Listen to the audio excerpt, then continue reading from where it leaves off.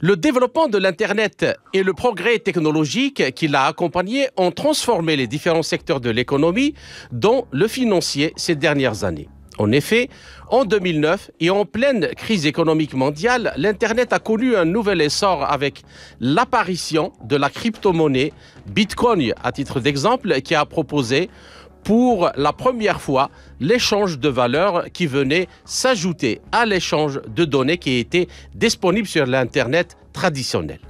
Cette révolution est attribuable à deux innovations majeures introduites par cette crypto-monnaie.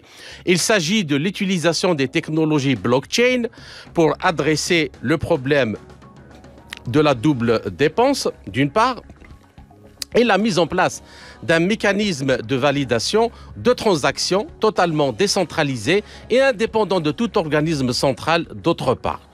D'autres crypto-monnaies ont été créées par la suite pour satisfaire une demande grandissante impulsée par la détérioration de la confiance des consommateurs dans le système financier qu'a entraîné la crise économique déclenchée par les subprimes. Alors, pour faire face à cette situation, les banques centrales ont procédé en premier lieu à l'évaluation de l'impact des crypto-monnaies sur la stabilité de leurs économies avant d'étudier les technologies sous-jacentes à celles-ci. Ainsi, pour tirer profit de l'expérience des crypto-monnaies, les banques centrales de différentes régions du monde expérimentent aujourd'hui, pour des objectifs très variés, l'émission des crypto-monnaies qui seront dotées de cours légaux communément appelés Central Bank Digital Currency ou monnaie numérique de banque centrale pour la langue française. Alors, pour les pays développés, la motivation principale est de fournir aux populations une alternative à l'argent liquide dont l'usage est en fort déclin, en tout cas selon ce que disent les organismes officiels. La Suède est très engagée dans ce processus et a lancé un projet pilote pour la création de sa monnaie digitale e-Krona, tout comme le projet Jasper initié par le gouvernement canadien en vue d'expérimenter l'usage de la monnaie numérique dans le cadre des transactions interbancaires.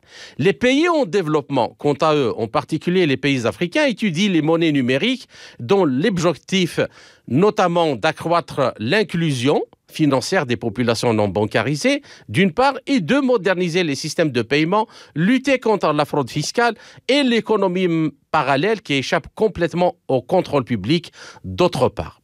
Cependant, cette entreprise n'est pas de tout repos et comporte de nombreux risques. Et pour cause, l'annonce de Facebook en juin 2019 sur le lancement de sa crypto-monnaie Libra a été un événement majeur qui a suscité beaucoup d'inquiétudes auprès des banques centrales. Ces dernières estiment que ce projet présente un grand risque pour les monnaies souveraines, car le géant numérique dispose évidemment d'un réseau d'internautes très vaste et d'utilisateurs permettant l'acceptation donc rapide de sa crypto-monnaie. Ainsi, le projet Libra a rajouté une nouvelle motivation justifiant l'émission de la monnaie numérique souveraine dont l'objectif sera de protéger le secteur financier contre les crypto-monnaies privées, en tout cas selon ce que disent les banques centrales, émises par des acteurs qui ne sont pas soumis à la régulation. En réponse à l'annonce de Facebook, la Chine a déclaré que sa monnaie numérique était prête. D'autres pays se sont également lancés dans la course, dont notamment la France, la Turquie, le Ghana, le Rwanda et dernièrement l'Union européenne. Ainsi, l'option d'une monnaie numérique de banque centrale est-elle réellement viable face aux crypto-monnaies privées ? Quels sont ses avantages, ses inconvénients, voire ses dangers ? La réticence des opinions publiques à leur mise en place, notamment en ce qui concerne les libertés individuelles et collectives, est-elle justifiée ?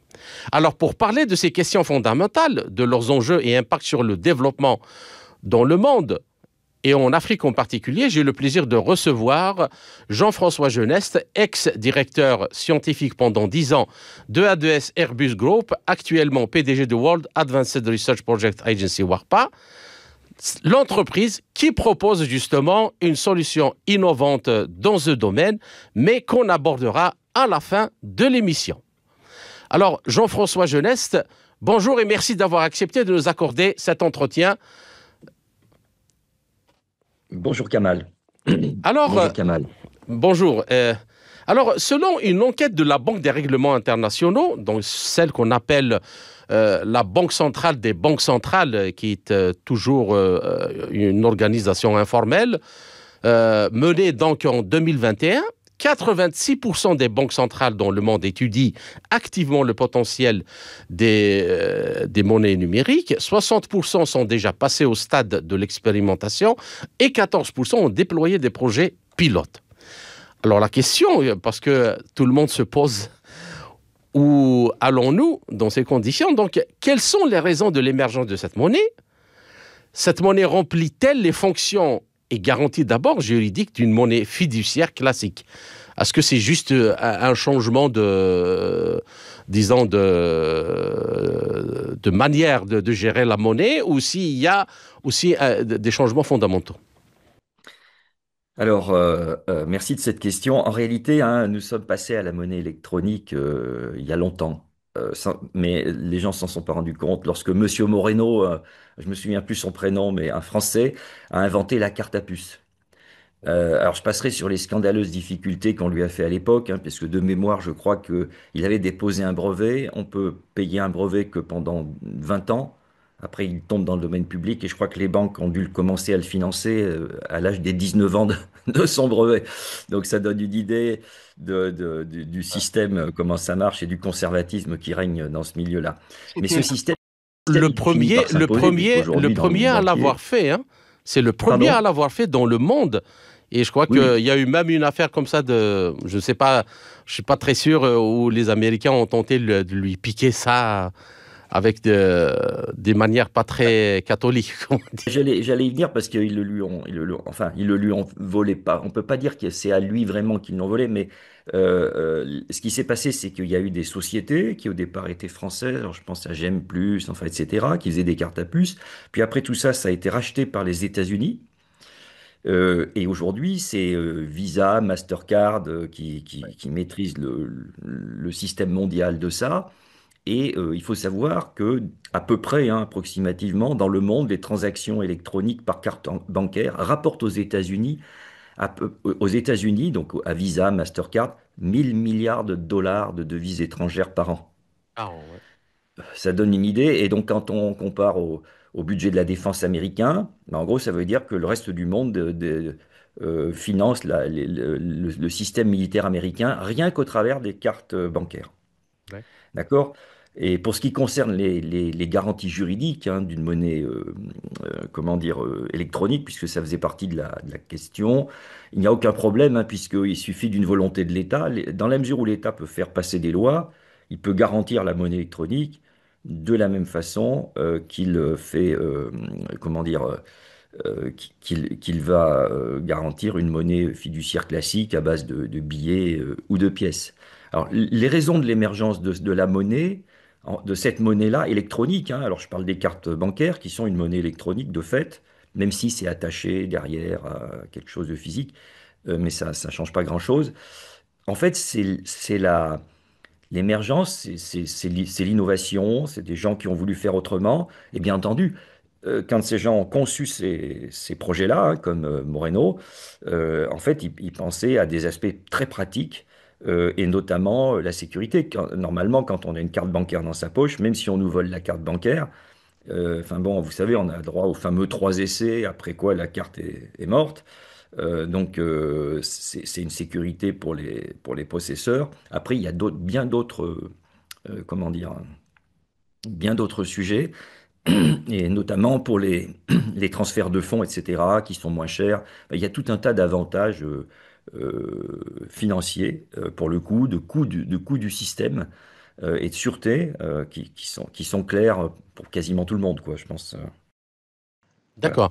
Non, mais maintenant, avant de passer à la seconde question, elle est où maintenant, disons, la différence? Parce que, évidemment, ce que vous dites est tout à fait normalement connu, normalement de tout le monde. Ça fait des décennies que la carte bancaire existe. Mais par rapport à la problématique qui est posée actuellement avec la monnaie de banque centrale et les crypto-monnaies, il est où le problème? La monnaie de banque centrale, en fait, c'est comme une monnaie fiduciaire, c'est-à-dire c'est une monnaie qui va être créée par un État et qui va avoir un- comment dire, un sous-jacent et qui va avoir cours forcé d'une certaine façon et qui va être reconnue par des dispositifs légaux. La crypto-monnaie, elle, on pourrait plutôt l'avoir. Alors, le problème, c'est qu'on a utilisé le terme crypto-monnaie parce que les cryptologues qui ont fait ça dans les années 90, je pense, on s'est posé la question en cryptographie de savoir si on pouvait concevoir, pardon, une pièce de monnaie qui aurait exactement les mêmes caractéristiques, une pièce de monnaie électronique, donc des bits, hein, des 0 et des 1, et qui aurait exactement les mêmes caractéristiques d'une pièce de monnaie classique et qu'on pourrait s'échanger. Et on a mis au point les premiers protocoles à ce propos-là, et avec de la sûreté dans les années 90. Euh, et donc, comment dire, le point, c'est que les crypto-monnaies, c'est plutôt des gens qui font des transactions entre eux, donc c'est plutôt un système de transaction, même si on utilisait, parce que c'est même pas le cas, mais si on utilisait des pièces de monnaie cryptographiques, entre guillemets. Mais de toute façon, dans tous les cas, c'est des bits, des 0 et des 1. Et donc, toute la différence, comment je pourrais dire, c'est si vous passez un contrat à un de vos amis et que vous lui signez une reconnaissance de dette personnelle, c'est une transaction. Est-ce qu'elle est électronique ou pas? Ben, si vous écrivez sur un papier, elle n'est pas électronique. Si vous la faites passer par un système cryptographique qui garantit que les deux signatures sont valables, etc., même si l'argent ne circule pas, eh bien, c'est une transaction électronique. Or, pour aujourd'hui, enfin, tel que je le vois en tout cas, à part les problèmes de spéculation dont on parlera peut-être plus tard, mais les crypto-monnaies, c'est ça, c'est des transactions et c'est pas de la monnaie. Alors que pour les États, les crypto-monnaies, les monnaies de banque centrale, c'est vraiment de la monnaie comme l'euro, le dollar, C'est l'État lui-même qui a la garantie. Donc, une crypto-monnaie, c'est un oui, peu, c'est ça. disons, c'est un peu le jeton avec lequel on joue dans un casino. Quand on y va, on dépose de l'argent, on nous donne un jeton, mais in fine, même si je gagne 1000 jetons, in fine, je dois toujours convertir le jeton en monnaie adossée à un État, sinon je ne peux pas. Alors, sauf si des commerçants acceptent les crypto-monnaies, ce qui est en partie en cours actuellement, euh, et aussi le problème de ces trucs-là, c'est qu'il y a beaucoup de corruption, hein, de gens qui ont des ressources là qui sont pas très, comment dire, pas très honnêtes et pas très légales. Et le problème, il est là, c'est-à-dire c'est la sortie du système. C'est-à-dire quand on transforme les jetons en vraie monnaie, Oui. là c'est plus anonyme. Et à ce moment-là, ça pose un certain nombre de problèmes. Si demain, vous arrivez et que vous avez 10 millions en Bitcoin et que vous les transformez en 10 millions d'euros, l'État va s'intéresser à vous et va vouloir savoir d'où ça vient. Et si ça vient de la blockchain, il faudra quand même expliquer un petit peu, je pense. Voilà, c'est ça le souci. D'où la tendance actuellement à ce que de plus en plus, il y a des pressions pour qu'un certain nombre d'acteurs acceptent les paiements en crypto-monnaie. Alors, il y a des États, je me souviens plus, mais en Amérique du Sud, là, il doit y en avoir un ou deux qui ont fait du Bitcoin leur monnaie nationale, Même en ce qui Afrique, incite il pas y a trop. même en Afrique, il y a la Centrafrique qui a lancé cette idée-là aussi. Oui. Donc, voilà, enfin, après, ça laisse la porte ouverte à pas mal de corruption, mais enfin bon, de toute façon, même avec les monnaies normales, il y a de la corruption. D'accord. Donc, Donc, bien. Donc, selon des experts, plusieurs raisons donc, motivent les autorités à envisager l'adoption de ce type de monnaie numérique. Les raisons donc, divergent selon les pays. Alors, que le souci donc prédominant dans les pays en développement, notamment africains, et surtout l'inclusion financière, parce qu'il y a des pans entiers de la population qui n'ont pas de compte bancaire ou qui ont des difficultés à ouvrir un compte bancaire, notamment au sein des établissements privés, la lutte contre la fraude fiscale et l'économie parallèle, surtout, qui saigne à blanc les ressources du pays. Et alors que dans les pays développés, la mise en place de ces monnaies s'inscrit plutôt dans une volonté de promouvoir l'innovation financière en permettant d'effectuer donc de bout en bout des opérations en utilisant justement des technologies blockchain. Il peut également s'agir de conserver un lien avec le public dans les pays où l'usage du billet recule. Alors, il y a quand même des questions. Qu'en pensez-vous d'abord par rapport à ça? Ce qu'il dit, ça c'est ce qu'il dit officiellement. Et quelle est la différence avec les crypto-monnaies? L'émergence donc des monnaies numériques de banque centrale n'est-elle pas surtout motivée par le désir de faire justement fléchir et de contrôler le marché des crypto-monnaies, comme vous le disiez tout à l'heure, parce que un marché des crypto-monnaies peut cacher des choses pas très catholiques. Oui. Alors, écoutez, moi, ce que je vous propose, c'est d'abord de commencer par la différence entre une monnaie de banque centrale et les crypto-monnaies. On en a parlé tout à l'heure, je l'ai dit, mais je pense que ça vaut le coup Ah oui, allez. d'insister dessus. Pour les utilisateurs, il n'y en a pas de différence. Mais par contre, il y en a une qui est importante, c'est ce que j'ai appelé le sous-jacent. Le sous-jacent, c'est qu'est-ce qui fait qu'une monnaie vaut tant par rapport à une autre. Et donc, alors, une monnaie de banque centrale a le sous-jacent de l'État qui est derrière, et je voudrais insister sur deux points. Le premier point, c'est que le sous-jacent ultime d'une monnaie, c'est l'armée du pays. Et je pèse mes mots, puisque c'est pour cela, et seulement pour cela, que les États-Unis ont un dollar qui est encore coté. Sinon, avec comment dire, le nombre de dollars qu'ils ont imprimés et la dette qu'ils ont, ils seraient en faillite depuis longtemps. Alors, le deuxième point sur lequel je veux insister, moi je suis personnellement concerné, c'est qu'il y a un problème avec l'euro numérique. Parce qu'il n'y a aucun sous-jacent européen, puisqu'il n'y a pas d'État européen, Absolument. et encore moins d'armée européenne. Donc, c'est assez Donc, dans ce cas-là, même, inquiétant. pour vous, la Banque Centrale Européenne n'est pas un sous-jacent, n'est pas un payeur ou un garant de dernier ressort. Et non, parce que alors je ne sais plus comment ça s'appelle, là, ça porte un nom en finance, mais vous savez, chaque État garantit ses propres dettes aujourd'hui en Europe. Et Mhm. donc, le recours final, c'est l'État. Alors, s'il y avait un franc, un Deutschmark, une lire italienne, etc., ça poserait pas de problème puisque chaque État serait responsable devant ses propres dettes. Mais là, aujourd'hui, avec l'euro, enfin, la France qui a 3000, presque 400 milliards, presque 3400 milliards d'euros de dettes, elle est responsable sur ses dettes. Mais qu'est-ce que ça veut dire au niveau européen d'être responsable sur 3400 milliards d'euros, alors que la masse globale est je ne sais pas, je ne sais combien, et en relation avec les autres États, sachant qu'on a la même monnaie, vous voyez? Mhm. Et en plus, quand les échanges, quand la France fait un déficit, par exemple, vis-à-vis de l'Allemagne, c'est comptabilisé c'est comptabilisé tout ça dans les comptes, hein.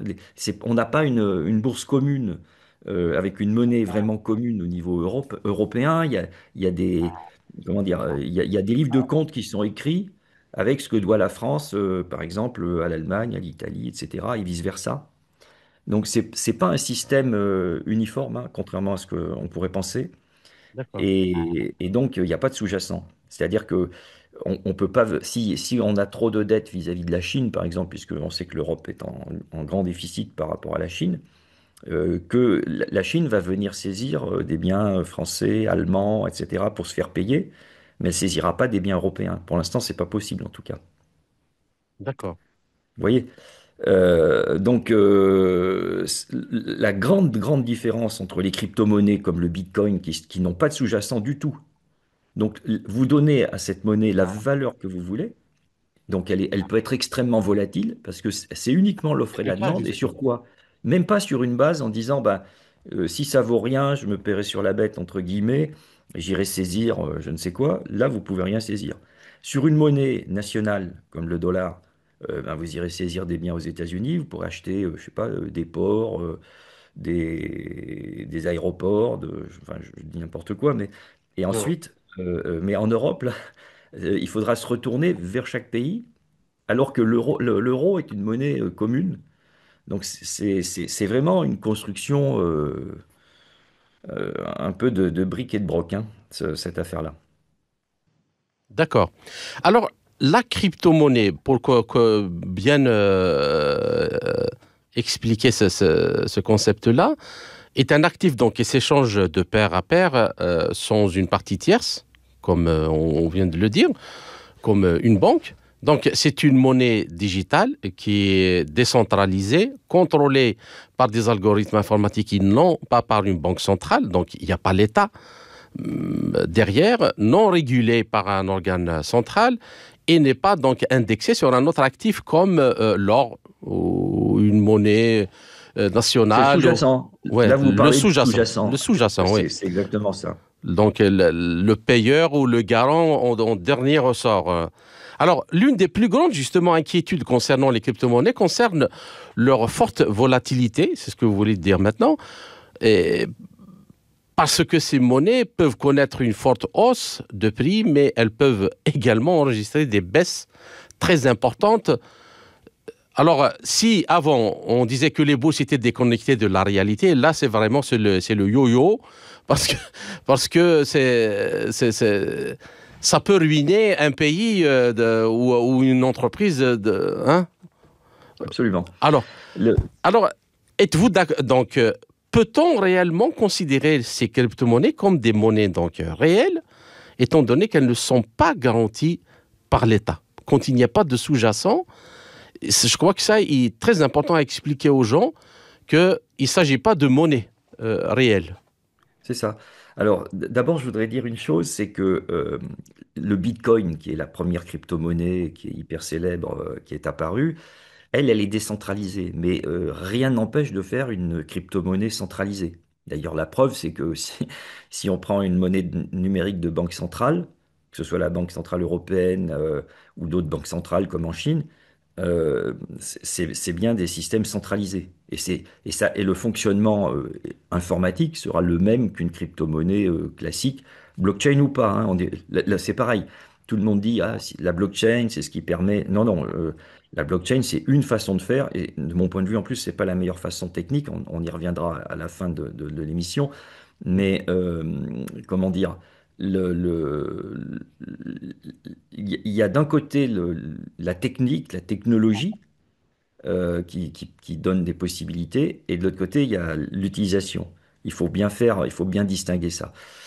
Ensuite, en ce qui concerne donc les crypto-monnaies, la volatilité, hein, on l'a dit tout à l'heure, hein, si vous n'avez pas de sous-jacent, c'est juste la valeur est liée à l'offre et la demande. Mhm. Et la limite, si je prends un exemple récent, la monnaie qu'a mise, la crypto-monnaie qu'a mise en place Donald Trump quand il a été élu. Mais c'est uniquement un actif spéculatif et qui dépend de l'offre et de la demande. Et si vous faites de la publicité, donc en gros, si vous voulez, tant que Donald Trump est président des États-Unis, je pense que sa crypto-monnaie va être assez demandée. Puis le jour où il sera oublié, ça ne vaudra plus rien. Et ça aura été une arnaque, de mon point de vue. Mais enfin bon, voilà. Euh, bon. D'accord. Alors, l'inclusion financière, donc, au sens large, peut se définir comme le fait que pour les particuliers et les entreprises, de pouvoir avoir accès à des services financiers et les utiliser à faible coût. Donc, selon la plupart donc, des études récentes, l'inclusion financière a augmenté au cours donc, de la dernière décennie grâce à ces technologies. Donc, la Banque mondiale indique une augmentation impressionnante passant d'une moyenne mondiale de 51% en 2011 à 69% en 2018. Cependant, il reste donc à peu près 1,6 milliard d'adultes dans le monde qui n'ont pas de compte et qui ne sont pas bancarisés. Donc, en effet, donc, selon certains spécialistes, l'ouverture donc, d'un compte, comme je l'ai dit tout à l'heure, peut-être un peu compliquée, notamment dans les pays pauvres, vu les services qui sont offerts par les banques privées.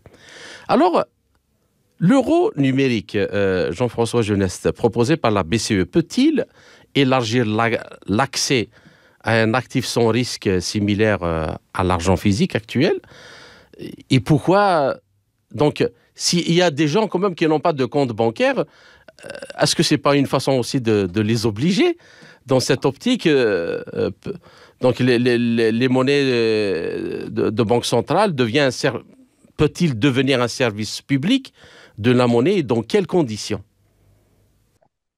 Oui, alors alors peut-être que je vais prendre pas mal de gens à contre-pied là dans ma réponse, mais Mhm, je voudrais rappeler moi ce que je considère comme étant le piège de la bancarisation.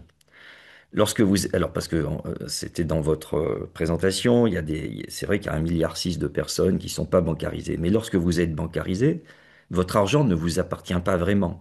Et l'État peut vous le voler s'il en a besoin.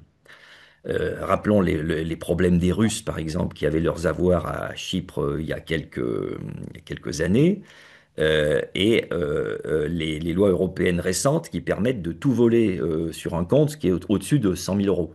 Mhm. Hein. Et les 100 000 euros, ils ne sont pas gravés dans la loi, c'est-à-dire ils pourraient se transformer en 2 000 euros, hein. Par exemple, une nuit du samedi au dimanche, quand vous ne pouvez pas Ouais. aller retirer votre argent à la banque, vous voyez.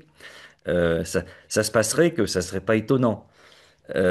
D'autant dans le contexte, alors je le dis pour la France en particulier, mais il y a des personnages politiques, je pense notamment aux écologistes, et pas les seuls, qui ont dit que l'épargne des Français étant de 6 000 milliards d'euros et comment dire, la dette étant de 3 400 milliards, l'État serait, comment dire, serait bien inspiré à saisir l'épargne des Français.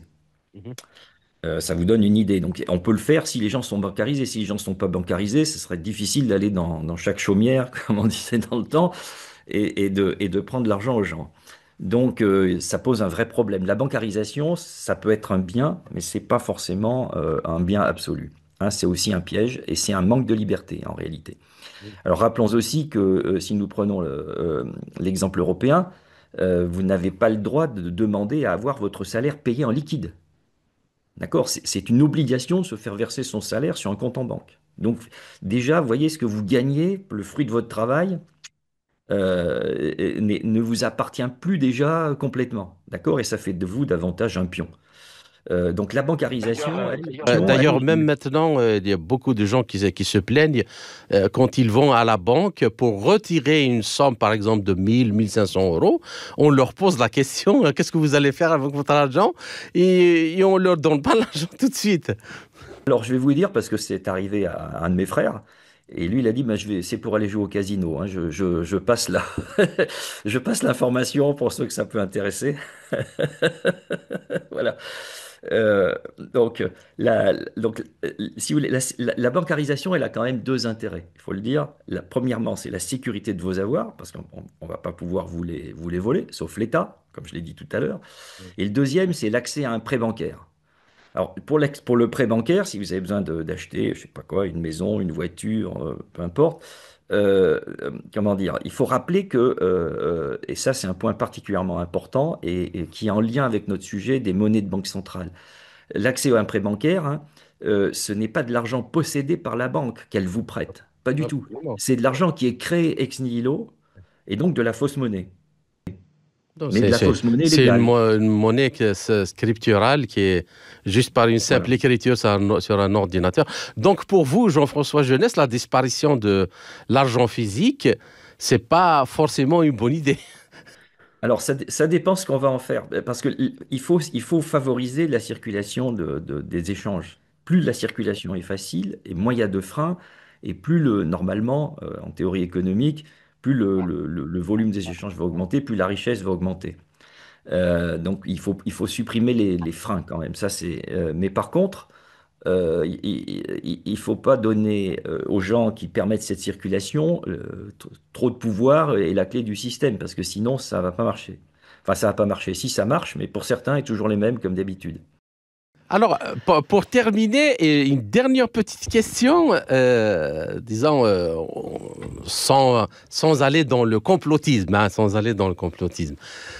Juste une question naïve. Est-ce que, parce que quand même, comme la technologie de la blockchain ou autre, ça demande énormément d'énergie pour travailler. Alors, est-ce que c'est légitime de se poser une question que les États n'interviennent pas pour contrôler les marchés de la crypto-monnaie, juste parce qu'en ce moment, ils n'ont pas un poids systémique. Mais le jour où ils auront un poids systémique, hein, ils vont tous taper à la porte et dire que maintenant, vous allez passer à la... Qu'est-ce que vous en pensez? Parce qu'in fine, ils peuvent bien couper l'électricité. C'est-à-dire, voilà, ou Alors, tripler ou quadrupler le prix de l'énergie pour... alors, comme je l'ai dit tout à l'heure, le Bitcoin donc, utilise la blockchain. La blockchain est assez consommatrice d'énergie, mais Ouais. on peut mettre en place des systèmes centralisés qui consomment rien ou quasiment rien. Donc, c'est pas, ça, c'est un problème de choix technologique. Il se trouve que le Bitcoin a choisi ça au départ parce qu'ils ont leur système de vérification des transactions et de calcul de minage. Enfin, ils appellent ça le minage.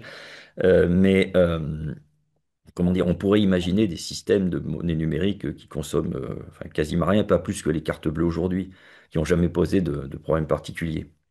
Donc, c'est pas. Le problème de la monnaie numérique, c'est bien enfin, l'anonymat, le contrôle de comment dire, des transactions et la possibilité, alors par l'État ou par les gestionnaires de la monnaie numérique, d'interdire les transactions qu'ils ne voudraient pas voir. D'accord.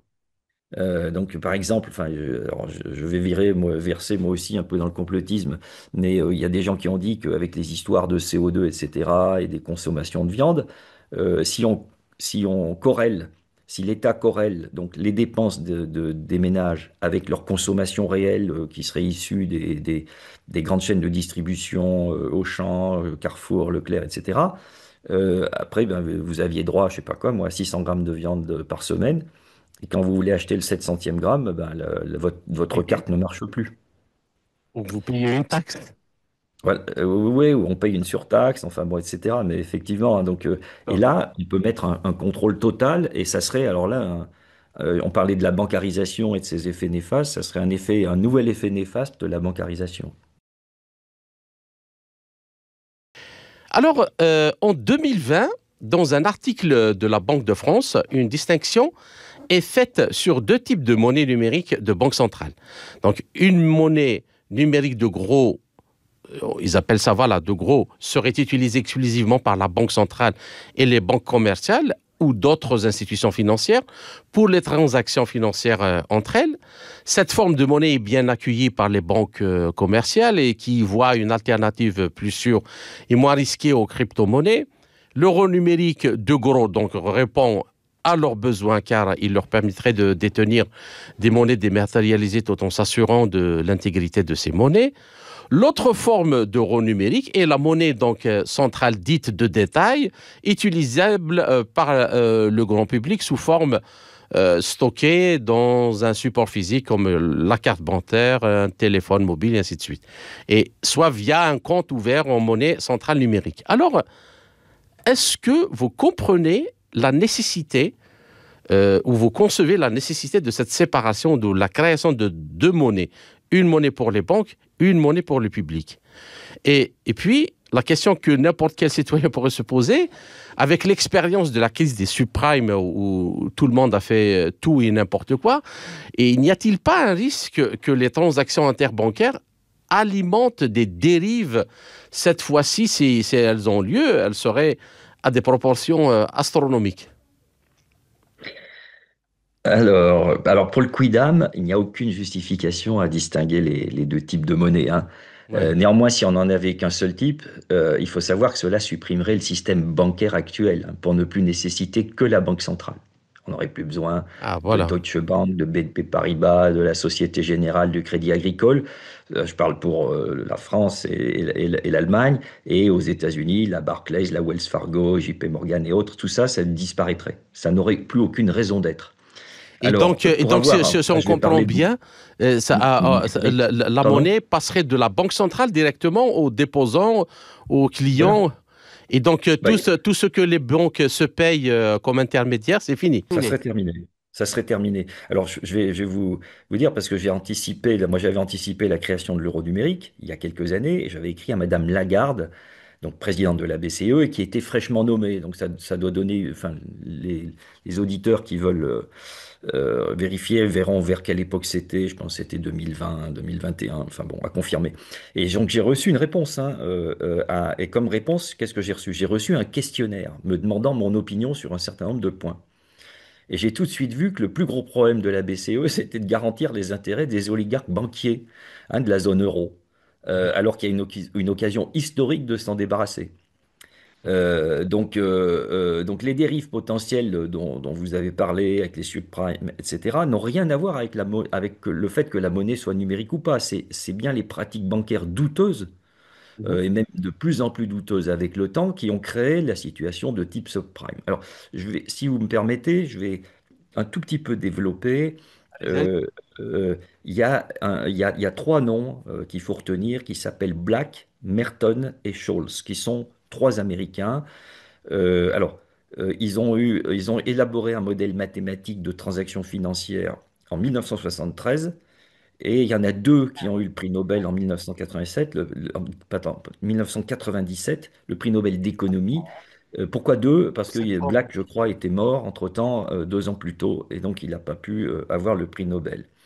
Il faut savoir donc que ces gens-là ont élaboré un modèle mathématique qui validait des choses qui avaient toujours été interdites, des sortes de paris sur les augmentations ou des diminutions de coûts des valeurs boursières par exemple, et qui avaient été inventées à Cuba par un journaliste en 1940.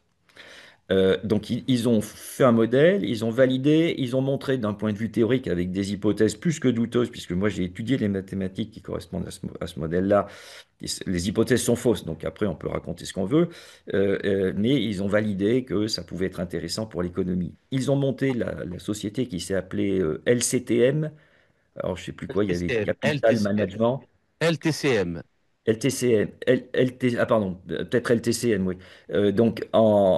Qui a vécu de 1994 à 1998 et qui a failli conduire à une crise financière mondiale tellement ils avaient fait de C'est pertes avec avec ce le système-là. bon du trésor russe. Voilà, donc ça donne une idée de ce système-là qui est assez délétère, mais qui s'est mis en place et qui est le système comment dire, qui est le système qui prévaut aujourd'hui. D'accord.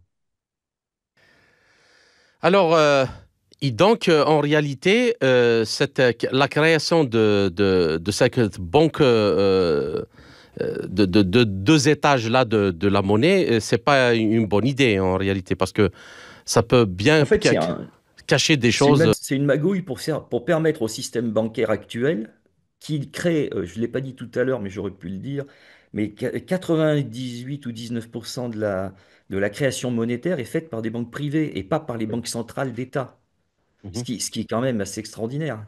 Quand j'ai dit tout à l'heure que c'était de la fausse monnaie, c'est de la fausse monnaie créée par des organismes privés. Ouais. Et Euh, c'est avec un effet de c'est- levier. c'est Avec un extraordinaire, effet de enfin, je veux dire. levier, un effet de levier énorme qui permet Oui, avec la un effet de levier. spéculation avec des fonds qui dépassent même les PIB des pays, voire de toute la zone.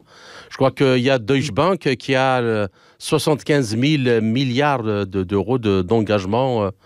Oui, c'est ce qu'on appelle le hors-bilan. Ouais. Donc le hors-bilan est au-delà des capacités de quasiment tout État dans le monde. C'est de la folie, quoi. Enfin, je veux dire. Et c'est alors pour préciser, ce hors-bilan, il est très lié à la formule de Black, Merton et Scholes. Voilà. Bien. Alors, la quasi-totalité des pays africains souffrent d'un manque chronique d'intégration financière, de la lenteur des processus financiers, de détournement de fonds, notamment vers les pays européens, de la fraude fiscale et d'un poids quasiment paralysant de l'économie euh, parallèle qui brasse des sommes énormes en dehors de tout contrôle des banques centrales et des États. Ce qui favorise donc la contrebande, la criminalité et la criminalité transfrontalière et donc, dans certains cas, même le terrorisme. À votre avis, Jean-François Geneste, comment l'instauration ou est-ce que l'instauration d'une monnaie numérique de banque centrale aidera-t-elle ces pays à venir à bout de ces problèmes, à faciliter les transferts des immigrés, par exemple, vers leur pays d'origine et les investissements? Et dans quelles conditions? Alors Donc, il y a plusieurs points soulevés hein, dans votre question. Moi, je vais commencer par un point qui m'est cher, en tant que Français en particulier, qui est le poids de l'État. Et je vais prendre l'exemple de la France. En 1913, à la veille de la guerre, l'État prélève 9% du PIB. Aujourd'hui, c'est 60%. On a donc un problème historique de dérive des États de la planète vers l'obésité. Tous, hein, je veux dire. Je prends l'exemple de la France parce que on est en tête, si je puis dire. On est leader mondial. Mais voilà, il faudrait organiser un retour en arrière, tout au moins pour les États qui sont au bord de la crise cardiaque due à l'obésité. Vous voyez, France en tête. Donc ça, c'est un point qui me paraît important. Parce qu'en fait, plus l'État prend de pouvoir et comment dire prélève, et plus vous êtes dans un système où vous perdez de la liberté, comme je l'ai expliqué tout à l'heure. Mhm. Pour la lutte contre le trafic de drogue et la criminalité, il faut que la monnaie soit traçable.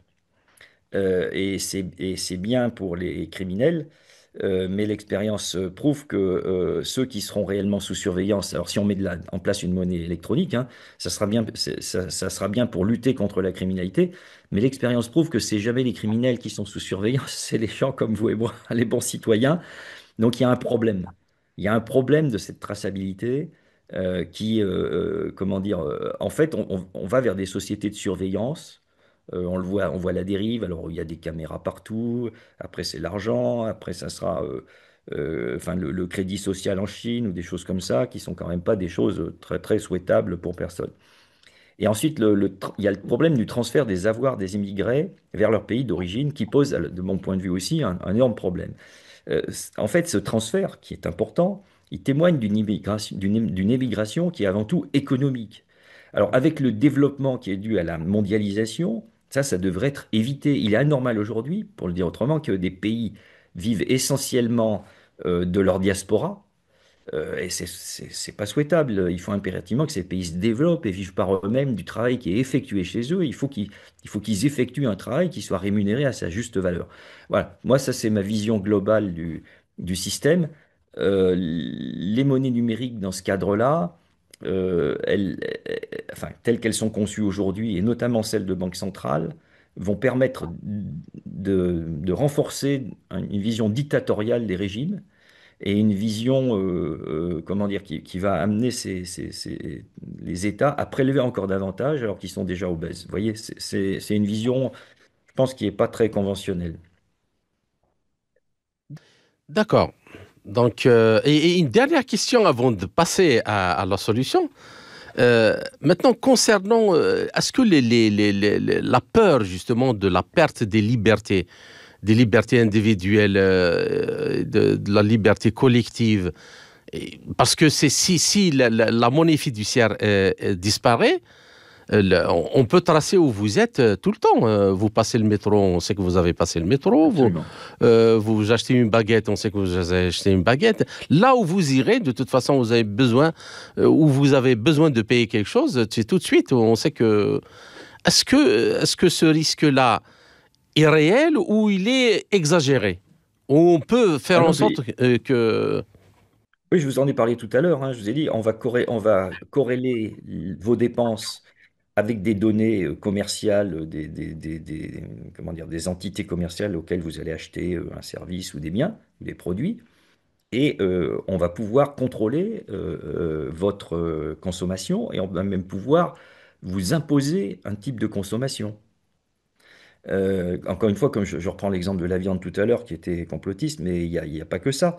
Si on vous interdit d'acheter ça en disant vous en avez assez acheté, alors il y a des cas, j'ai pris l'exemple de la viande, c'est peut-être un mauvais exemple, mais si par exemple on veut interdire de fumer, on va vous dire, bah, ça y est, t'es à un paquet par jour, c'est terminé, t'as plus le droit. Enfin bon, etc. On peut faire tout un tas de choses comme ça, on peut contrôler les gens, et effectivement, c'est une dérive dictatoriale grave. Voilà, alors il peut toujours y avoir quelques fraudes, etc., mais le système de fraude devient de plus en plus compliqué.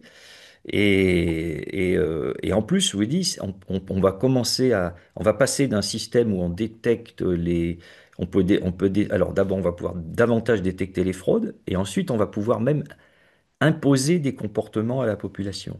On va vraiment commencer à la. Demain, s'il y a un mouvement vert, par exemple, arrive au pouvoir, qui est contre la consommation de la viande, il peut dire que voilà. Bien sûr, hein, mais je pense qu'il y a un véritable risque, hein. Il y a un véritable risque d'aller vers des contraintes aux populations en disant, ben voilà, maintenant tu as atteint ton ratio, c'est fini. Parce que c'est pas très compliqué quand vous passez au supermarché avec un code barre, d'associer à votre compte ce que vous avez dépensé, ce que vous avez acheté, avec toutes les caractéristiques, tant de grammes, etc. Voilà. Hein, D'accord. donc et même si en termes d'alimentation, si je reprends l'alimentation, on va dire ben, aujourd'hui tu as mangé tant de calories et c'est suffisant. Et voilà, pas plus. Bien. Alors, par rapport à toutes ces contraintes et avantages, l'entreprise que vous dirigez est spécialisée dans le développement des solutions technologiques disruptives, dans pas mal de domaines, dans le spatial, dans l'aéronautique. Et là, j'ai été surpris que vous proposez aussi une monnaie, une solution à tous ces problèmes-là.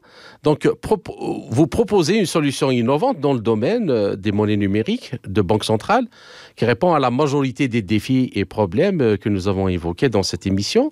Alors, pourriez-vous nous en dire plus? Oui, oui. Je vous laisse le temps de bien développer. Prenez votre Allez. temps. Quels sont donc ces avantages et ces points de force par rapport à ce qui est annoncé, par exemple, en Europe ou ailleurs? Et pensez-vous qu'elle pourrait être une bonne option pour les pays africains qui voudraient avoir leur indépendance, développer un modèle économique qui ne soit pas calqué sur ce qui se passe actuellement dans le monde? D'abord dire que pour ouais, pour affirmer ma légitimité dans le domaine, à la fin de mon projet de fin d'études, quand j'étais à l'école, était dans le domaine de la cryptographie. J'en ai toujours fait. J'ai fait partie du groupe de recherche en cryptographie et complexité à l'école normale supérieure à la rue d'Ulm pendant 17 ans. J'ai fait quelques publications et la dernière en date, d'ailleurs, date du 9 mai 2025 où j'ai publié sur le ResearchGate un- Livre. une sorte de thèse, de livre, voilà, sur le sujet. Et ensuite, j'ai été intervenu après les attentats du 11 septembre pour proposer une architecture électronique qui permettait de lutter contre les attentats, puisque, vous savez, en théorie au moins, les terroristes sont rentrés dans la cabine de pilotage, ont menacé les pilotes, etc. Donc, j'ai même publié à l'époque un système qui permettait d'éviter ce genre de choses de la part des pilotes. Donc voilà. Après, comme expliqué auparavant, hein, il est impératif, alors je viens au sujet maintenant, il est impératif de sauver la vie privée, de sauvegarder la vie privée des gens ordinaires. Ça, je pense que tout le monde aura compris que ça me tient à cœur, hein, pour éviter les dictatures intrusives.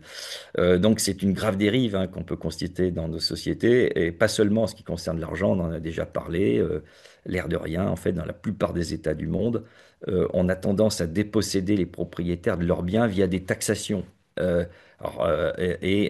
qui sont très excessives. Alors, je prends un exemple. En France, quand vous avez un dans votre porte-monnaie, vous avez coûté deux à votre employeur.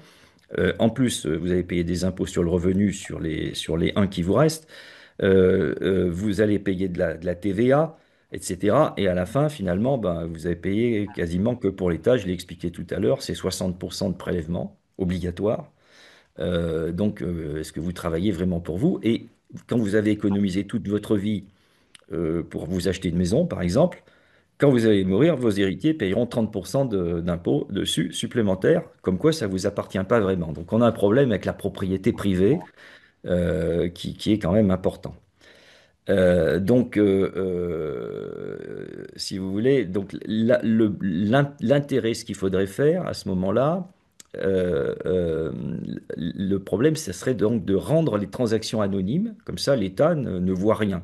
Surtout, il est aveugle, comme on l'a dit tout à l'heure. S'il est aveugle, c'est parfait. Alors, il reste, et on l'a soulevé aussi, le problème de la criminalité.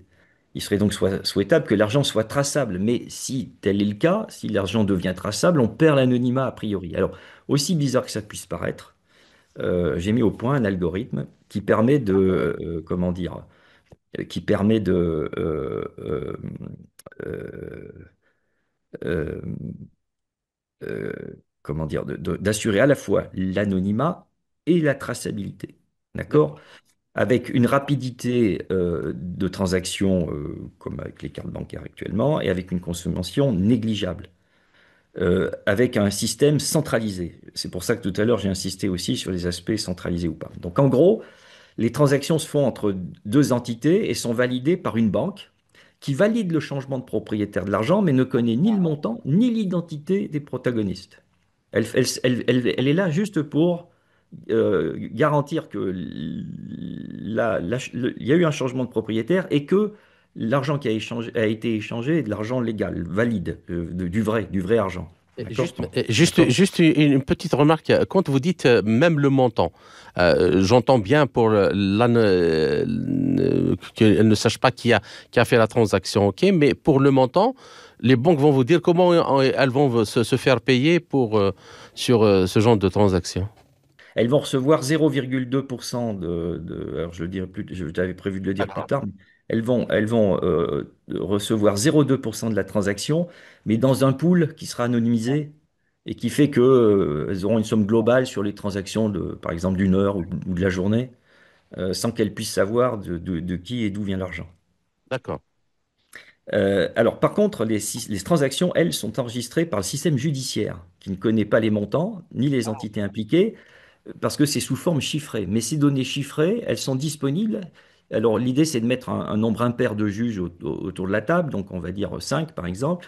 Et s'il y en a la moitié, la majorité qui disent qu'on veut ouvrir les transactions, ils pourront les ouvrir. C'est-à-dire que s'il y a 5 juges, dès qu'il y en a au moins 3, physiquement, ils peuvent ouvrir les transactions, voir sur un compte donné, par exemple, d'où vient l'argent et à qui il va.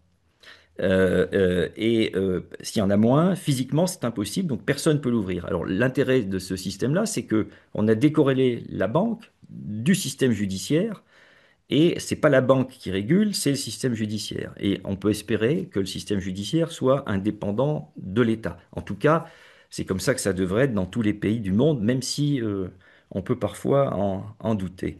Mhm. Donc, dans un tel cas, pour une personne donnée, on ouvre son compte, par exemple, et on voit, alors comme je l'ai dit tout à l'heure, d'où vient l'argent, où il va, ce qui va permettre, par exemple, dans un cas de trafic de drogue, de connaître les clients, mais aussi les fournisseurs.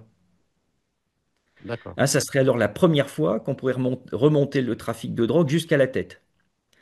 Et gageons que cela plaira guère dans beaucoup de pays du monde, hein, tant le personnel politique est corrompu en la matière, mais enfin, n'empêche, c'est ce qu'on pourrait faire. Et remarquons que si la majorité des juges n'est pas d'accord, encore une fois, ils ne peuvent pas ouvrir les transactions. Mais par ailleurs, pour éviter toute pression sur les juges, le système que je propose peut, le cas échéant, faire passer un processus d'anonymisation des juges, et ils seront les seuls à savoir qui sont élus, par exemple, juges, si on fait un système d'élection. L'État lui-même ne saurait pas qui est juge pour qu'il ne puisse pas faire pression sur ces gens-là, et ça n'empêche pas de rémunérer les juges. Vous voyez, il faut. Donc, on voit la sophistication, hein, qu'on peut atteindre avec un tel système et les garanties qu'on peut offrir. Et le fait qu'il soit centralisé n'amène aucune menace en termes de sécurité.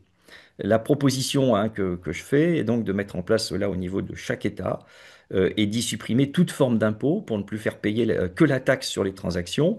Et si en France, je l'ai dit tout à l'heure, hein, j'ai lâché les 0,2%, mais si on mettait une telle taxe à hauteur de 0,2%, cela rémunérerait l'État à hauteur de 400 milliards d'euros par an. Alors, ce qui est intéressant, c'est si on paye 0,2%, l'État a 400 milliards, alors qu'avec une TVA à 20,6%, l'État a aussi 400 milliards. Comment se fait-il? Mais il se fait que, qu'est-ce que ça veut dire? Ça veut dire simplement que c'est toujours les mêmes gogos qui payent, 20,6%, alors qu'il y en a d'autres qui font plein de transactions et qui ne payent jamais rien. Je Ouais. pense notamment au trading haute fréquence, qui lui, ne paye rien. Alors, trading haute fréquence, ça veut dire qu'on fait des achats-ventes à allez, toutes les millisecondes, Ouais, par ouais. exemple. Et s'ils payent 0,2% à chaque fois, ça va vite les arrêter. Et donc, ça va stabiliser, ça aurait aussi une vertu de stabiliser les marchés financiers. Donc, ça permet même, disons, de diminuer la spéculation, Pardon? de diminuer la spéculation. La spéculation, prenons l'exemple des denrées alimentaires. Il y a toutes ces parasites-là qui, dès qu'une occasion s'offre à eux, ils peuvent doubler, tripler les prix, y compris sur les denrées alimentaires. Donc, puisque c'est cette taxe que vous préconisez qu'ils vont payer, c'est aussi une façon, disons, de freiner un peu ces pratiques, disons, un peu. Si vous multipliez les intermédiaires, vous allez, enfin, vous prenez 0,2% à chaque fois. Donc, bon, s'il y en a trop, enfin bon, etc., ça va. Bon, j'avais aussi pensé, moi, vous savez, aux sous-traitances. Quand j'étais jeune, les sociétés étaient intégrées. Et donc, du gardien jusqu'au PDG, en passant par les techniciens, les ouvriers, les ingénieurs, etc., tout le monde faisait partie de la même société. Aujourd'hui, vous avez une société qui fait du gardiennage, vous avez une société qui fait la restauration, vous avez une autre, bon, etc. Et en fait, bon, il y a eu beaucoup de choses qui ont été externalisées, et je suis pas convaincu que ce soit un grand gain pour la société en général. Donc, l'idée, c'était aussi de ramener une possibilité d'économie en intégrant dans une société d'avoir un tout, et que tous les gens qui font tourner une société, y compris le restaurant d'entreprise, participent à la société, ce qui me paraît mieux que d'avoir une prestation extérieure. Vous voyez, ça c'est plus philosophique, mais je pense que ça serait bon pour. C'était mieux avant, d'une certaine façon. Voilà, je vais le dire comme ça. Donc, d'accord. Et maintenant, le système, vous avez dit au début que le système bancaire actuel, il n'y aura plus de raison pour qu'il puisse continuer à exister.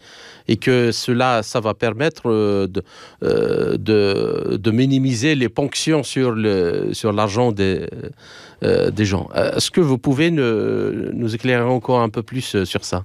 En fait, aujourd'hui, vous avez donc la Banque centrale, donc devrait être la seule légalement autorisée à émettre de la monnaie. Oui. Cette monnaie, si on est dans un vrai État et pas en Europe, elle est liée à un sous-jacent. Pourquoi donnerait-on la possibilité à d'autres acteurs intermédiaires, enfin de servir d'intermédiaires et de décider qu'on va créer de la masse monétaire, alors que je veux dire, intrinsèquement, ça peut être un État qui crée. Enfin, si on se reporte à l'époque des rois, alors que la monnaie c'était l'or, si les rois à un moment donné ont éprouvé le besoin de mettre leur effigie sur les pièces de monnaie en or et de l'imprimer, c'est bien parce qu'il devait y avoir une raison. S'il faudrait remonter là, vous voyez, et bien là c'est un peu pareil. C'est la banque centrale. Pourquoi pas? Alors il faudrait une banque centrale qui ait des succursales pour voir les clients, pour les prêts, etc. Ça c'est normal. Mais il est quand même anormal de donner le pouvoir de création monétaire à des banques. On l'a d'ailleurs vu avec vous en parliez tout à l'heure, les subprimes. Les subprimes sont euh, comment dire, un dérèglement du système et parce qu'il y a des intermédiaires. Je ne suis pas sûr qu'une banque centrale, la Fed aux États-Unis, pour le coup, aurait accepté d'avoir de telles pratiques. Parce que en bout de course, c'est quand même elle qui paye. Alors que là, si on regarde bien ce qui s'est passé à l'époque des subprimes, c'est, comme on l'a dit, on privatise les profits et comment dire, et on partage les pertes. Hein, on Ah. nationalise les pertes. Donc c'est quand même absolument anormal. Alors, et une question, Jean-François Geneste. Prenons n'importe quel pays africain donc, qui a tous ces problèmes. Euh, est-ce que la solution que vous proposez nécessite d'énormes matériels, hardware, c'est-à-dire électronique et tout, des databases et ainsi de suite? Alors pour le Quidam qui va s'en servir, c'est son téléphone mobile. On peut penser que quasiment tout le monde a un téléphone mobile aujourd'hui. Pas, pas de carte, pas de carte à puce.